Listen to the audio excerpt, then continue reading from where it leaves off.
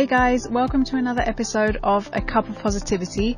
This week, my guest was the wonderful Nina Malone, co-founder of the Dope Black brand, which includes Dope Black mums, women, men and dads. She is 1/5 of the Dope Black Mums podcast, which I highly recommend you check out. She's also wife of Marvyn Harrison, who hosts the award-winning Dope Black Dads podcast. Nina was such an inspiration to me, and not only did she tell me about the Dope Black Mums podcast, she also told me about the WhatsApp group and the women's community that she's a part of. I honestly don't know how Nina finds the time to do everything she's doing right now, but I felt really lucky to have had some time to find out more about it. I hope you enjoy listening, and please let me know your thoughts. Please also don't forget to share the love and subscribe or review from wherever you're listening. Thanks for your time and see you soon. Hi Nina, welcome to A Cup of Positivity. Thank you so much for being here. How are you? Thanks for having me. I'm good. I'm good, thank you. Good. Did you bring your cup of tea? I did. Cheers. I did. Cheers. That's such a nice bright mug as well. It's lovely. Thank you. My mother bought it for me. Oh, that's nice. I've only just recently got into tea, so I'm kind of backtracking. But this is berries, all the red berries together. And okay. I'm starting to have lemon and ginger every morning, making that fresh and just boiling it up. So, I'm getting excited about tea. Mine is also, well, it's got blueberry and elderflower. So yeah, nice. I'm liking it. But I've also gotten more into tea because I've struggled with coffee for a while now. Sometimes I'm okay, but other times it gives me anxiety and like heart palpitations. So I've never drunk coffee, but I do have caffeine tablets because I'm a crazy person. And when I first went back to work after maternity leave, I was basically close to falling asleep at work. I was like, I need something, but I don't drink coffee. Right. And then when I started running more, I started taking caffeine tablets as well. So it sounds a bit crazy, but it really helped me when I first went back to work, when I was still breastfeeding at night, and I just wasn't getting enough sleep. Yeah. But other than that, I've never really drunk coffee. I used to drink it a lot. I didn't know that. Did you get headaches from caffeine? No, I never used to get headaches. I would just always have one in the morning and then one in the afternoon when I was working full time.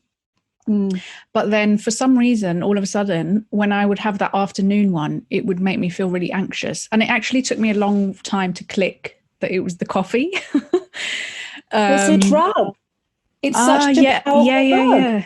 Yeah. And I don't think it's respected enough. That's why I took my caffeine tablets as a last resort of I can't get through my day. Yeah. Now I can cope. But it's a powerful drug, and I don't think that's taken into consideration. Because some people are drinking like 3-4 cups of coffee a day. Yeah.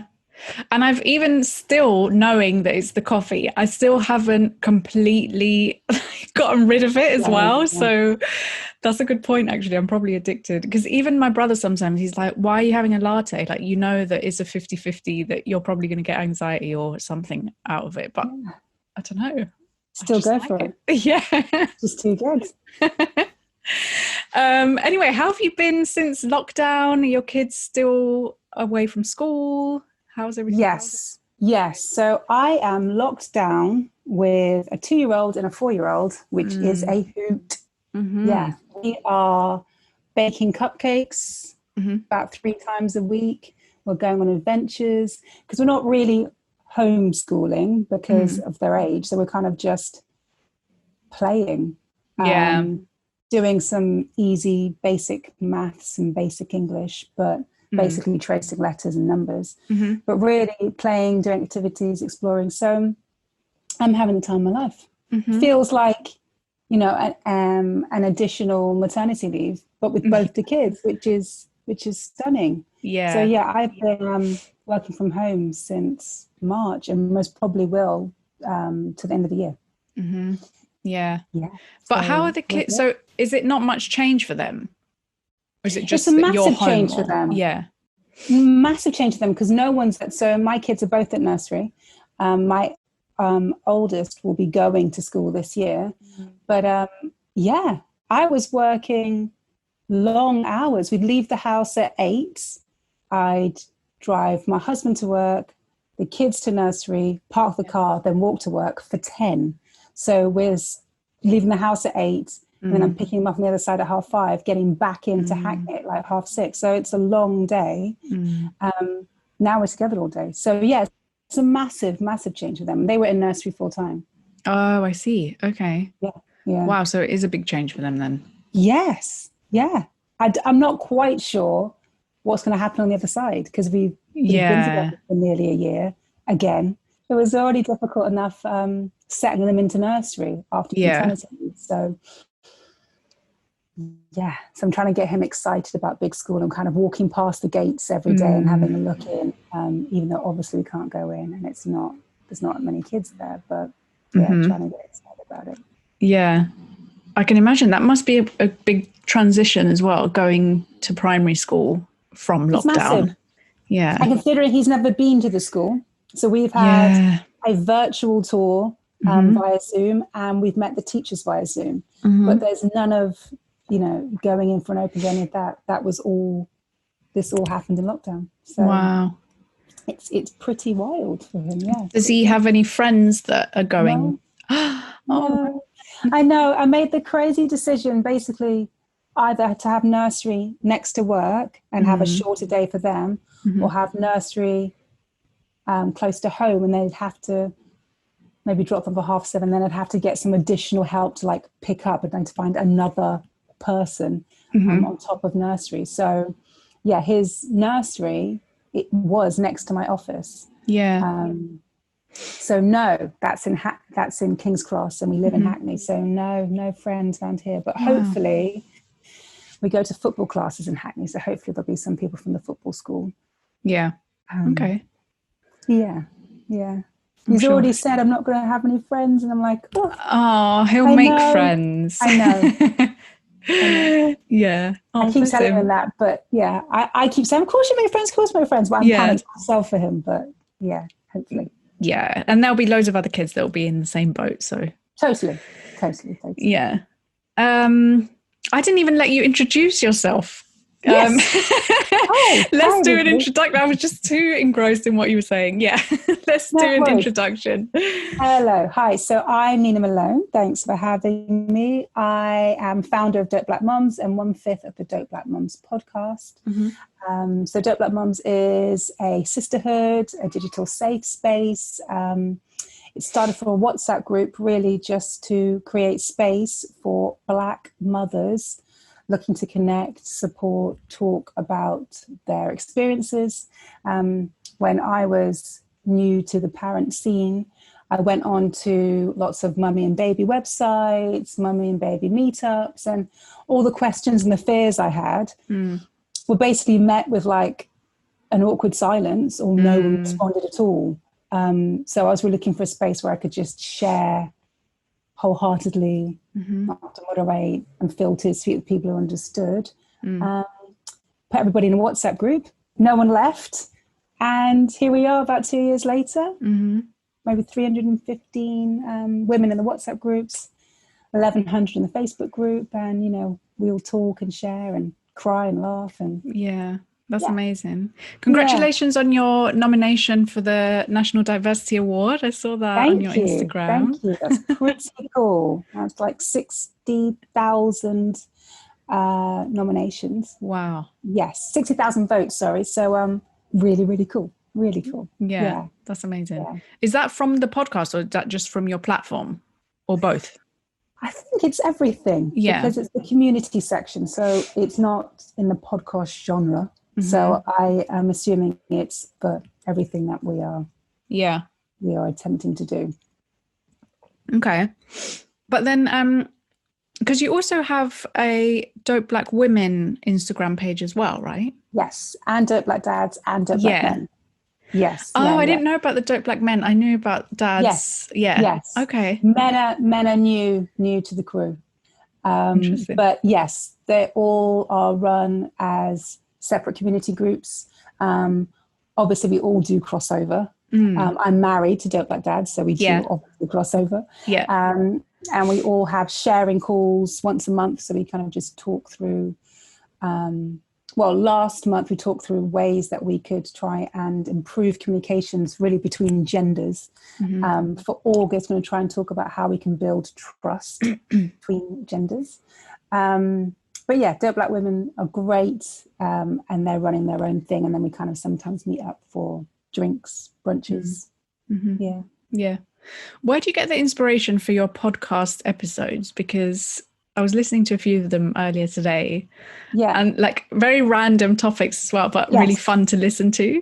Yes. Yeah. So there's 5 of us. So we all have lots of different passions and things that we're interested in. So there's no, it's not hard to think of topics because there's loads of us. And then we're also reacting to what's happening in the real world. So it's a bit of a mixture. There are things that are really important to us, like baby loss and domestic violence, that we all want to speak about. And then the reactionary pods we just do obviously as and when.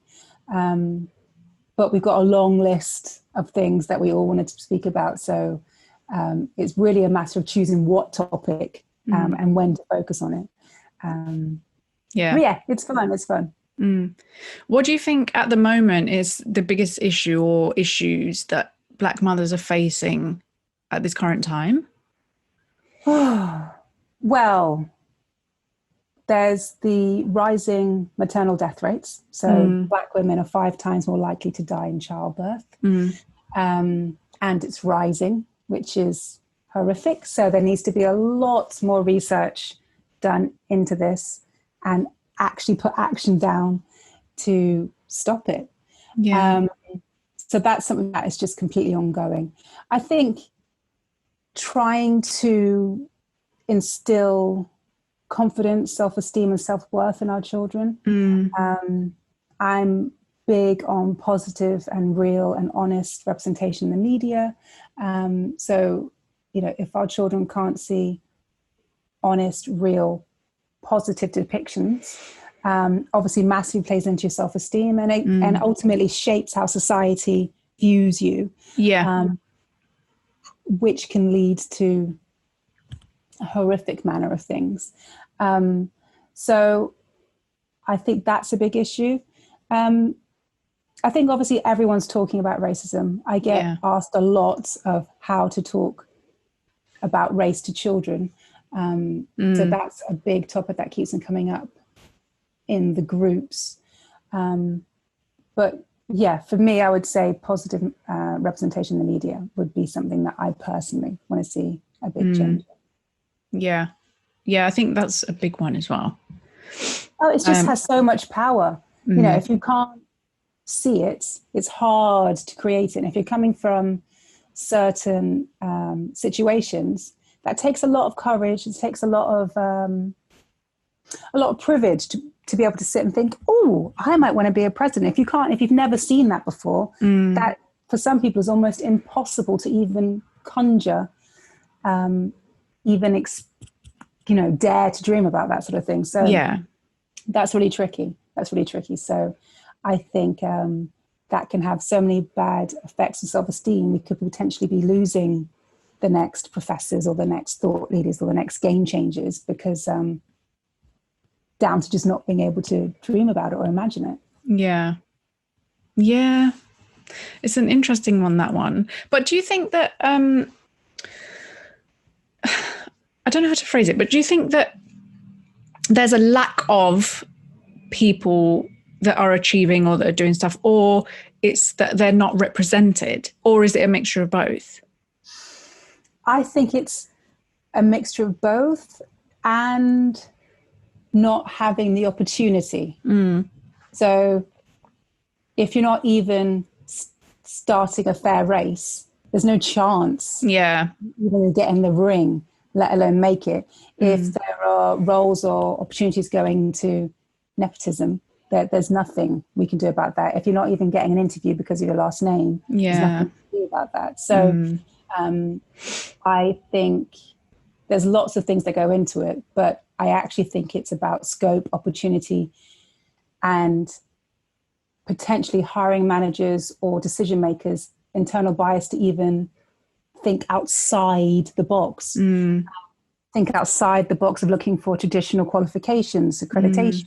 There are some that would put a lot of people outside of that conversation in the first place, that you could be missing some game changers, some thought leaders. There's a different type of intelligence when you have to overcome certain things.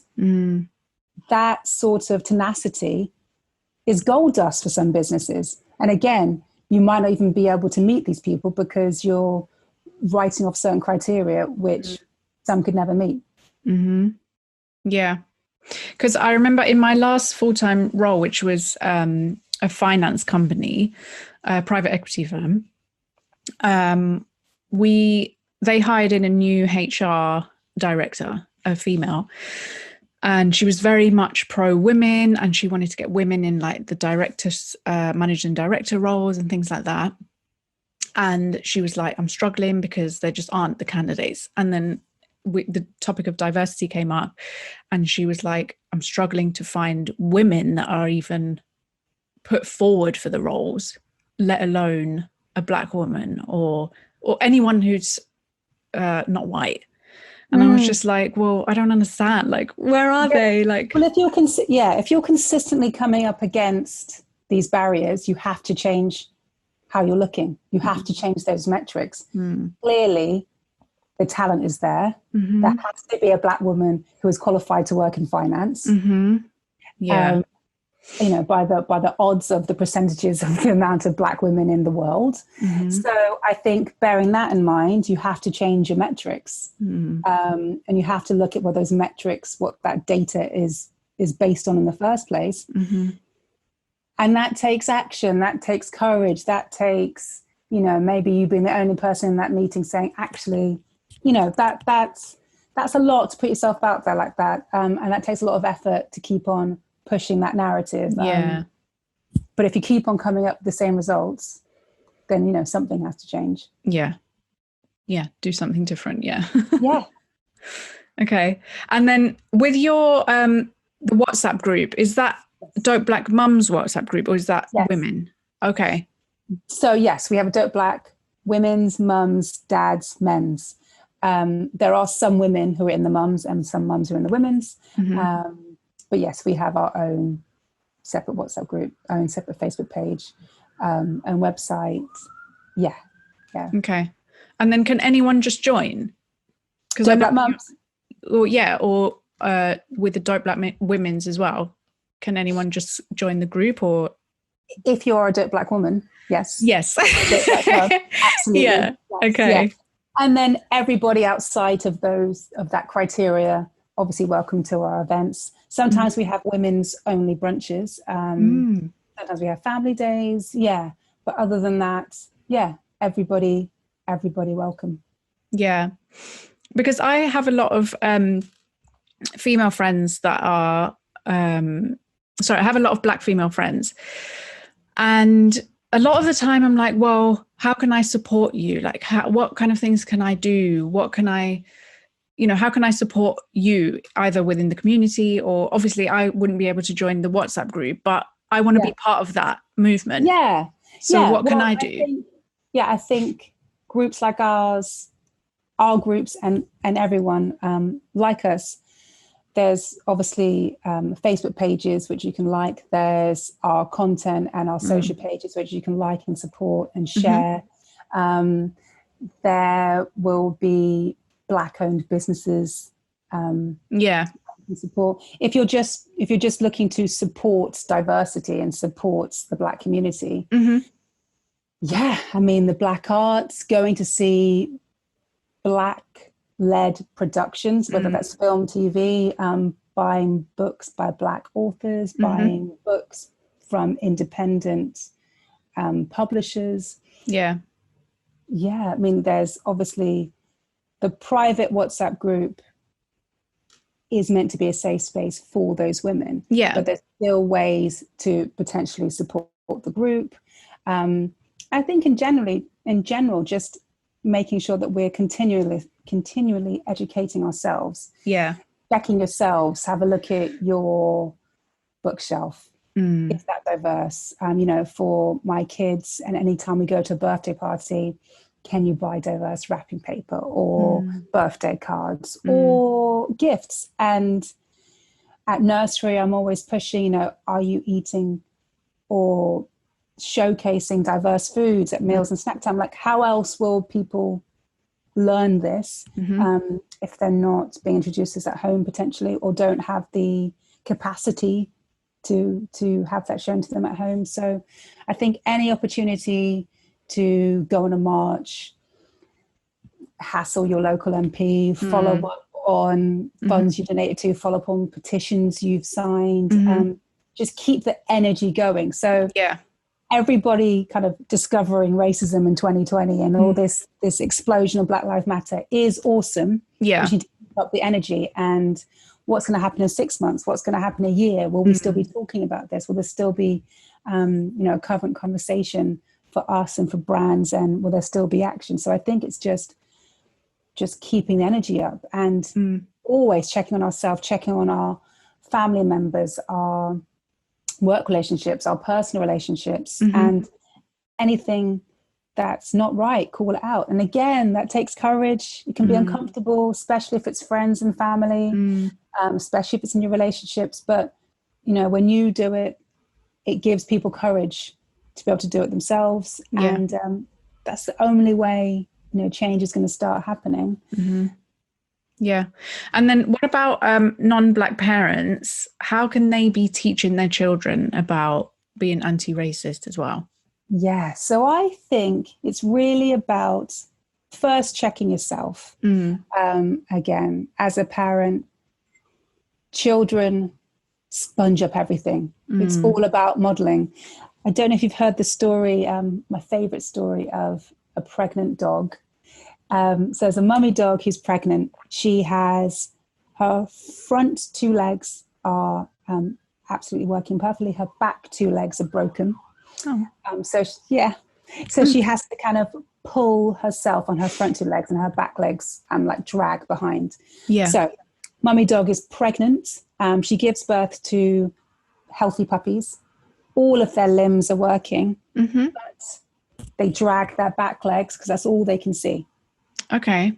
They don't even attempt to use all 4 legs. That's all they see. So it all boils down to modeling. So we really need to check ourselves, and just the tiniest little things, the tiny nuances, the kind of the flicks, any facials, any mannerisms, children pick that up and they can sense that energy. So I think first, if we're honest with ourselves, educate ourselves, that's the first thing.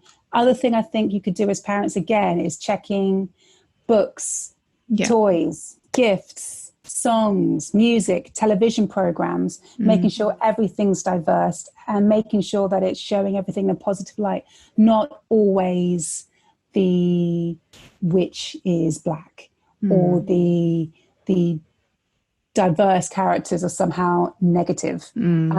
Really, really checking that. I think it's great if everybody can be a governor, so a school governor or a nursery governor. Again, you're just in that position to have as much position, a position of power within your children's education. So then you can really check for and hold everybody accountable for the nursery of education, pushing for diverse books, diverse worksheets, making a push for diverse teachers, making a push for training, education. Do the teachers use inclusive language? Are the teachers clued up on allyship? Do they understand microaggressions and unconscious bias? Yeah. It's checking it at every level. And again, calling out anything. I think the aim is just to build in compassion, build in empathy, and build in a sense of justice within your children. So when they see something, they'll call it out. If someone says something to them that makes them feel uncomfortable, they can call it out. And they know their self-worth to be able to do that rather than say nothing. Yeah. And then I know you mentioned earlier that your husband is Dope Black Dad. Yes, yes, he is, yeah. So he has his own podcast as well, right? Yes, he does. Yeah, they do. Yeah, And so the women have their own podcast. Sorry? And the women have their own podcast. And with the Dope Black Dads, is it the same format that there's 5 men, or is it less? Or No. Oh, okay. We all have our own different formats. So women's have 3. Dads right now have 4. They've changed cast a couple of times and tried different formats, talking about parents with certain aged kids. Sometimes they bring in dads from the States. Right now, I think they're sticking with their 4. We've got 5. Women's have 3. Mm-hmm. Okay. And do you see that there's a lot of are there main differences between what the topics that are spoken about with Black dads, or any issues that arise there with Black mums as well? Is there? Yeah, I think we all cover reactionary topics. Yeah. So we've all talked about Black Lives Matter. Recently, we've all talked about domestic violence. Mm-hmm. But other than that, it's really varied, and it's really led by the hosts. So everyone's passionate about and what's happening in their own lives. And again, everyone's at different spaces. So sometimes, recently, our last few podcasts that we've recorded was about the rising rate of Black mothers dying in childbirth. Yeah. Recently recorded podcasts on domestic violence. So yeah, varies massively. Yeah. Okay. Because one thing I wanted to ask as well is, so I've been in a relationship before with a single Black dad, and I just wanted to ask you, how, as non-Black partners, how can we support Black mums, Black dads within that relationship? Like, what are the difficulties that either Black dads are having, and how can we support through that? Yeah, I think understanding your partner, his community, his children. So researching hair cream, maybe, knowing what's needed, knowing the hair routine, if you're going to wrap your hair at night, if you braid it. I think really just knowing what's important to them, maybe what terms they feel comfortable with.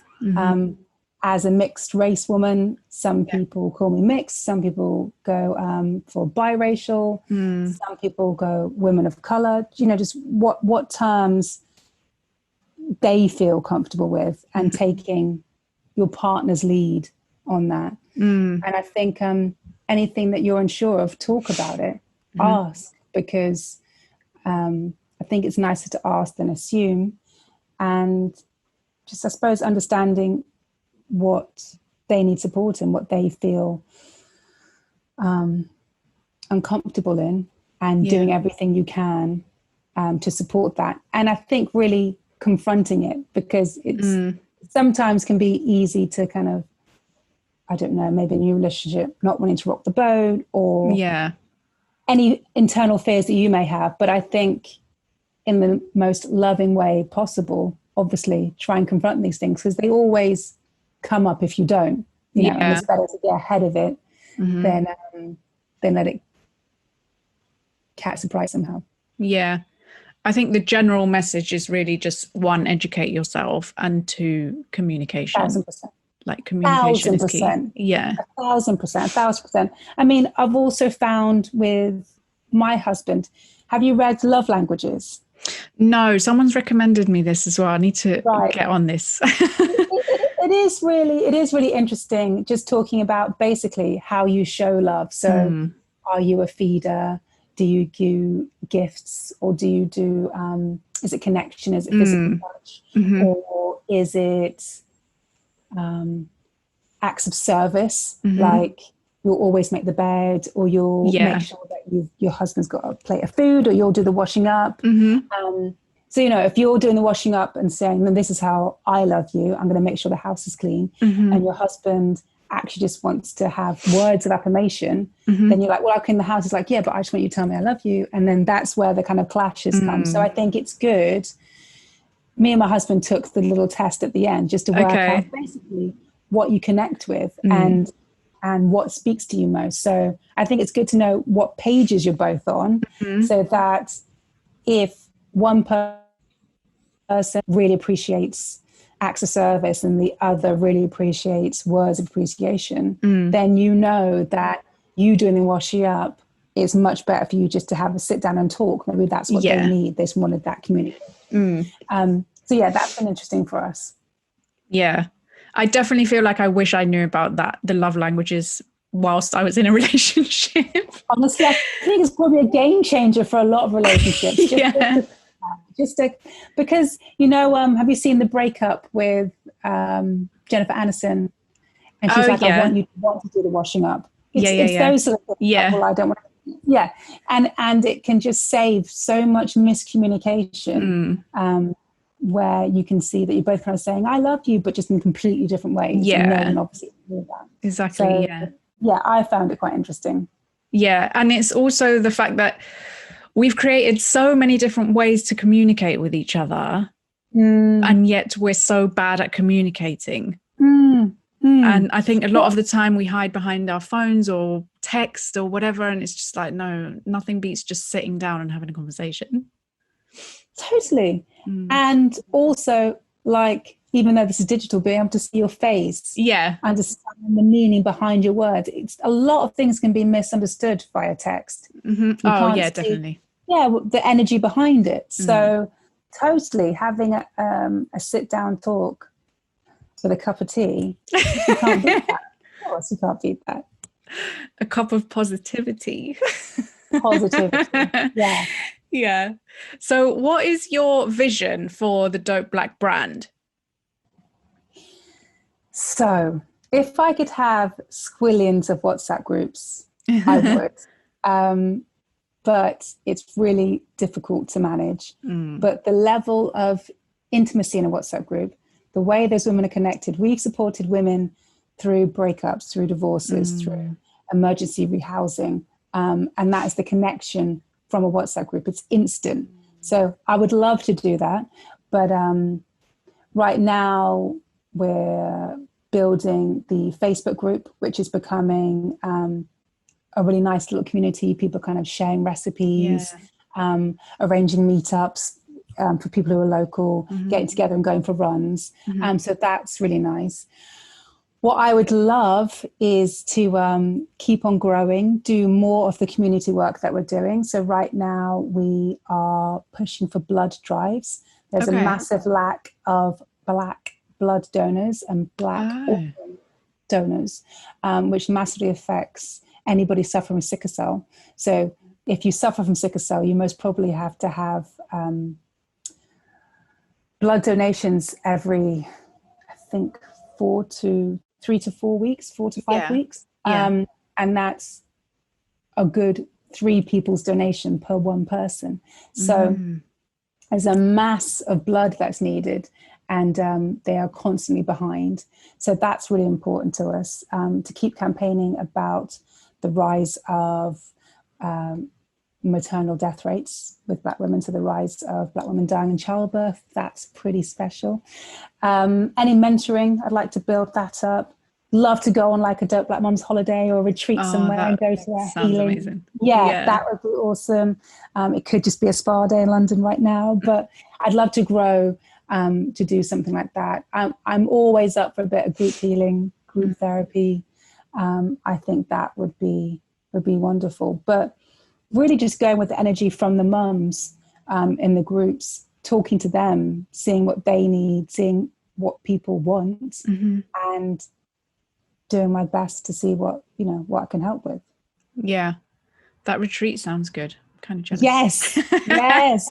We did a podcast with Jessica Huey, and she has a retreat called Purpose, Finding Your Purpose in Jamaica. Oh, okay. Oh, wow. Yeah. Yes. She told me there's mangoes waiting for me when I arrive. So that would be great. That would be great to do something like that. That would be awesome.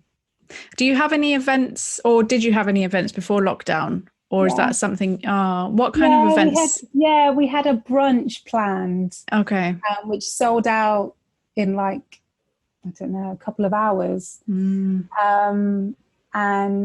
that would have been awesome. It's good soul food when we can all get together and talk. And that was about 40 women, and we capped that because of the restaurant. So I'd love to get back to the brunches. That is great to see everybody physically. We've launched the book club. So a physical meeting of the book club would be happening right now. We're doing it over Zoom. Okay. I think a freedom party when we get out of this lockdown. Yeah. That would be great, just to have a dance and again, see everybody. But yeah, the brunches are really special. So it'd be great to get back to having those. Yeah, 40 people. That's quite a lot. Yeah, and there could have been easily more. Yeah. For the restaurant, for their private dining room space. But it'd be great to grow that and obviously be able to cater to as many women as possible. Do the men and the dads group also do events? Yeah, they have their fraternity. Again, so the men and dads meet up physically when we're out of lockdown. Right now, they're meeting up virtually and having their sharing calls and talking in their safe space. Okay. God, there's a lot going on. Yes, and we all work full time. I mean, the 5 of us are working mums. So there is a lot going on. There's a lot going on. And sometimes, most of the time we're blagging it. Like we're blagging, fitting it all in. And, right down, my son just came in there. Like it's just, it's that's just part of life. Absolutely. Right now it 100% is. Yeah. Yeah. Awesome. And then the other thing is I always finish my interviews with the top three. Okay. It's just 3 questions that are top 3. Okay. So top 3 Black influencers. Oh, top 3 Black influencers. Oprah. I think for the UK team, I'd go for Afua. And I'd go for Akala, I think. Okay. Just to big up the Black. What was the second one you said, sorry? Afua Hirsch. Oh, I don't know. Awesome. Phenomenal speaker. Phenomenal. Okay. You probably will know her. Maybe. Yes, you will know her. I'll send you her link. Yeah, send me the link and then I'll check out Instagram as well. But yeah, Akala and Oprah, I follow her as well. So. Yes. I love Oprah's Soul Sessions. I listen to her Super Soul podcast when I'm running. Yeah, every time I listen to it, I get some sort of clarity of understanding. Yeah. I've lost my train of thought now thinking about Oprah. It's too easy. What on your top 3? So top 3 books for children to teach them about race and culture.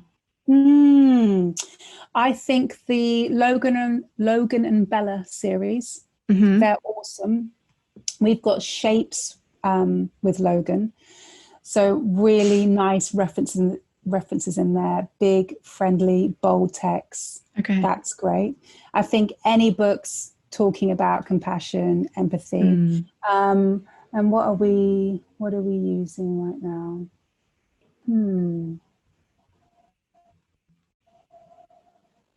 Completely gone blank. I don't show anything that's talking directly about race. Do you know what's absolutely ridiculous is I've got a link on the website. I spent about 3 hours creating a long list of books from different age groups. But what we're also personally championing is Woke Babies. That's a subscription. So that's a subscription service that is sending you monthly books, all focused with a Black protagonist and a Black-owned business. So that's really cool. Yeah, they're really, really awesome. Tay Diggs has got his Mixed Me series. So that's focusing on mixed children, Black children. So again, that's been really useful. Lupita's, her book, very, very awesome. And that's kind of tackling colours. I know that's 4 there, but all super, super amazing. Okay. Send me that link as well. Yes. Yeah, because I can add that to the caption because that sounds interesting. I will. And then I've got top 3. I wasn't sure if I should go movies or documentaries, so you can choose. Just talking about race? Yeah. Top 3 movies or documentaries talking about race? Oh, top 3.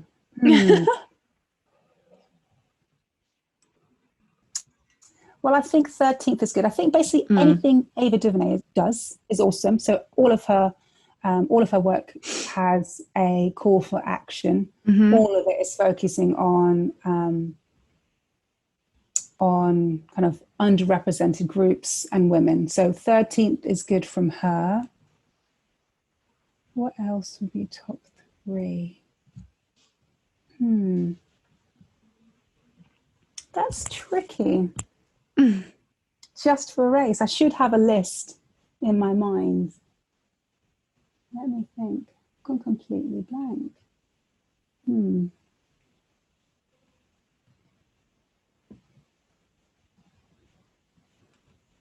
No idea. No idea. No idea. Well, have a think and then I'll add the info into at the end. Yeah, that's wild. Yeah, completely drawn blank. Sorry. Yeah. No, it's fine. Okay, and then just how can people connect with you following the podcast? What do you have coming up? Yeah. So we are at Dope Black Mums across all socials. www.dopeblackmoms.co.uk for the website. Podcast, search Dope Black Mums on all streaming sites. We are recording our last episode of the season this Sunday because we're having a break for August because of the school summer holidays. Okay. Chill. But yeah, coming up next season, kind of just getting into it, talking about everything that we've got going on. Yeah. Kids, love, life, trauma, drama. What else have we got coming up? And I suppose, just pushing our campaigns, focusing on how to speak to race with children and our partnerships with NHS blood donation. And again, pushing awareness for Black mothers. I think that's about it. Awesome. And obviously when you can and those brunches become available, people need to sign up for that. Yes, please do. Great fun. That sounds awesome. Well, thank you so much for your time. I know you're a super busy woman, so I appreciate that. Thanks for having me. Thank you. And I feel crazy that I can't think of any films, and I feel like I'm letting. No, it's when you're put on the spot, sometimes you just go blank, don't you? And the sad thing is I work in film and TV, so it's actually double embarrassing that I can't think of anything. I'm now just thinking, oh my goodness, like 12 Years a Slave sounds obvious, Black Panther, but actually, obviously, Black Panther should be in there, Get Out should be in there. Okay, let me bring it back. 12 Years a Slave, I just watched 12 Years a Slave like a month ago. Heartbreaking. Yeah, you can only watch it once. It was so like, I was in tears at the end. Yeah, I know. And same here. Yeah, it's a lot to take in. Same, I know. But if now my brain's kicked into gear. Yeah, I'm getting Black Panther. Basically, it's every Daniel Kaluuya film. Black Panther, Get Out, and Queen and Slim. I don't know that one. Oh, okay. Soundtrack's awesome. Yeah, have a look at that. That tackles everything from all angles.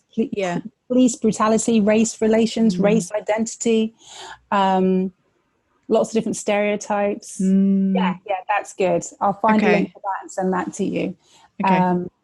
But yeah, Black Panther, obviously, just seeing that Black cast, seeing Black superheroes, seeing a Black princess who is focused on tech and intelligence, all of that good stuff. That's great. Okay, good. You got your top 3. Yeah, I remembered. Last minute. My brain kicked in. Awesome. Well, thank you so much. And I look forward to, and good luck for the National Diversity Award. Fingers crossed. And I look forward to seeing what else you have coming up. Amazing. Thanks so much for having me. Thank you. Bye. Bye.